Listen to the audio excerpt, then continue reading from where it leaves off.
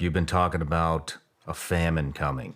Because pandemic, famine, and war, they go together. They're a triangle. As you know, today we have a lot more technology than we had in the past. I mean, that's to state the obvious. And one of those is nitrogenous fertilizers. They used to use guano, bird guano. Wars fought over guano, right? Because that was the original nitrogenous fertilizer. BASF this is really important.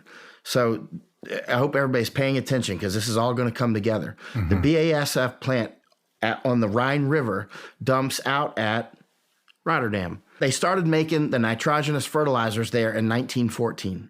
So other companies started to make nitrogenous fertilizers. A huge component of these nitrogenous fertilizers, though, is natural gas because you need that hydrogen, right? And so we're in the plant at BASF in Ludwigshafen, Germany. I said to the man that was giving us a tour, what happens if Nord Stream gets interrupted? He said, BASF is dead.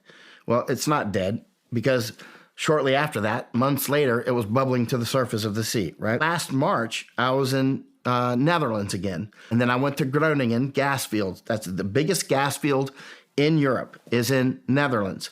I think they're going to close Groningen gas field.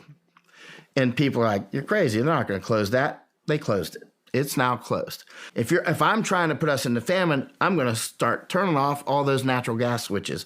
I'm going to reduce the nitrogenous fertilizers. I found in a 1911 Encyclopedia Britannica, people can find this, and I went right to F for famine. I wanted to see what they were saying about it. It goes and it talks about, well, the big famines are probably over. There probably won't be any more big ones now because we have faster ships, bigger ships. But what they were wrong about was how evil man can be. Because the biggest famines have been man-made, like by Stalin and the Holodomor, like by Mao, by so many of these famines.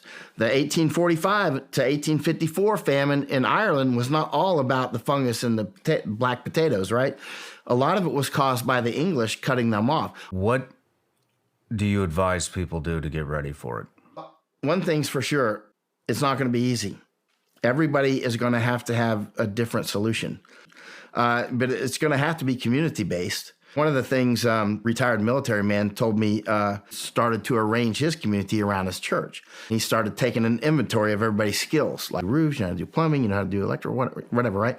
So that way everybody knows who knows how to do what, and pulling them together as a community, working with radios, figuring out how to keep communication with each other and that sort of thing. But we have a predatory government. Another thing that I've noticed in famines, and this is important, is the governments always go after the farmers.